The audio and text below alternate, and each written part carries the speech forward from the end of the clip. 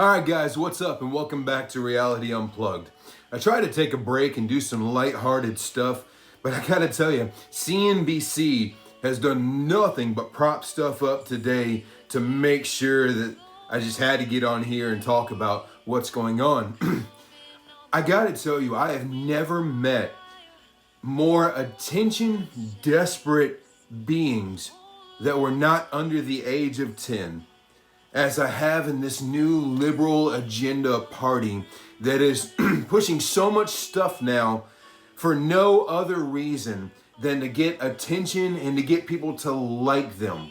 See, you gotta understand, government is not about people liking you. I understand, everybody is all big on approval rating this and approval rating that. And I understand we vote people in by popular vote. But we vote people in by popular vote because we trust them to do what is going to be good for us, whether we like them or not.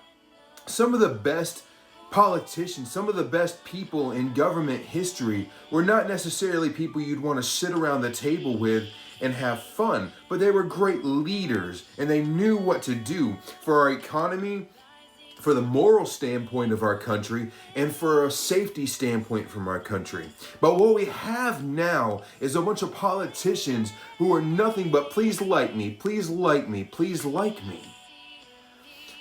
Our President Joe Biden does nothing but go through and pick out things that President Trump had done during his stance as president and try to undo them. This man has one of the easiest presidencies. They talk about all the crises he faces, but all he has to do is pick out something that President Trump did, write a executive order to undo it, and to write an executive order to undo it. He can spend the next 4 years doing nothing but closing his eyes, reaching into a pile of things Trump did, pick it out, and undo it, and he makes his party like him that way. In that same spirit, I was sitting there reading today, speaking of President Biden, you know what, before we move on, they're supposed to be the party of equity and equality. They're supposed to be the party making sure that all across the board, everyone gets treated the same. But in an article in CNBC today, they were writing and telling everyone that if you get your COVID-19 vaccination, it's probably not a good idea to let everybody on social media know. One reason, because if you show your card on there, then people have the information to counterfeit it. But the other reason is so bonkers that it boggles my mind. The other reason is because it highlights the inequitable distribution of COVID-19 vaccines that are popping up. In other words, under this president who's pushing the vaccines and supposedly making all of these laws to make it come through fast and come through the right way, he's giving them to rich white people.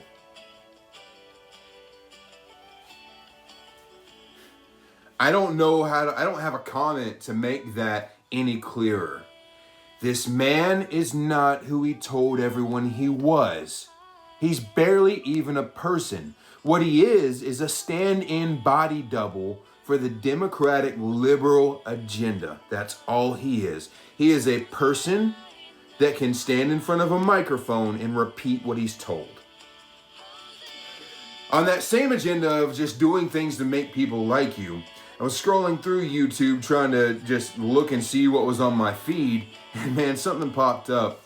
Let me show you something here. So Alexandria ocazio Cortez has come out today on her Instagram to let everyone know some shocking news. First off, almost, what now? A month after the insurrection, so-called at the Capitol, she's coming out and letting everybody know exactly what it was like for her when they jumped in there. She was standing behind a doorway in a bathroom as it creaked open so slowly, and she flattened herself against the wall so that she wouldn't be discovered as someone called in, "Where is she?" Like they had some kind of inside knowledge where she was going to decide to hide, and she was personally being hunted down. I bet she blames Ted Cruz for sending them to specifically target her.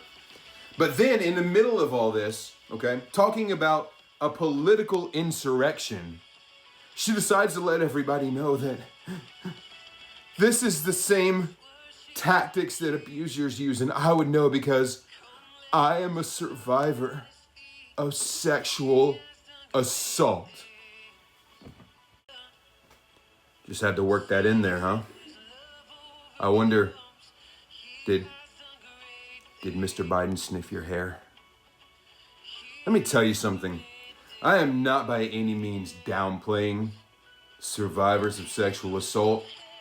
I've known some of the bravest people in my life who were survivors of sexual assault, and they have had to overcome the hardships and the mental blocks that comes with it. But let me tell you something that survivors of sexual assault don't do. They don't advertise it for attention.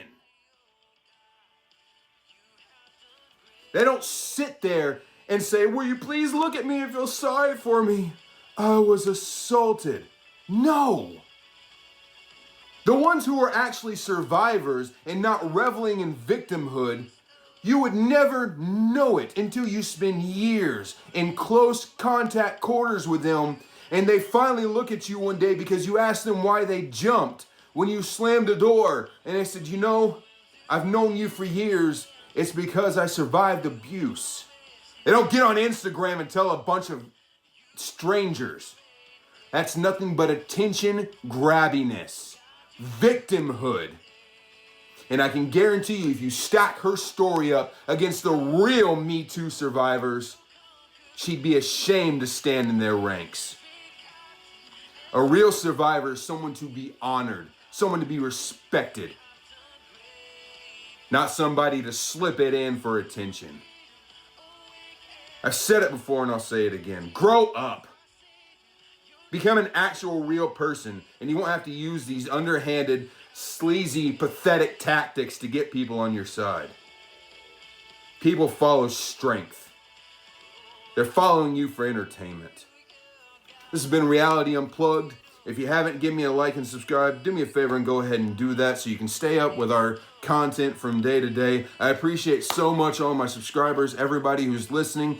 Do me a favor, hit me in the comments. Let's start a conversation. I'd love to talk to you. I've gotten to talk to so many great people who have left comments down in under my videos. Some of we started disagreeing and come out agreeing, and I love that. I love being able to talk and hash these issues out. Thank you for watching. Stay tuned, stay prayed up, get you a good church, get you a good foundation, and hold on through the next bumpy road. This is the way.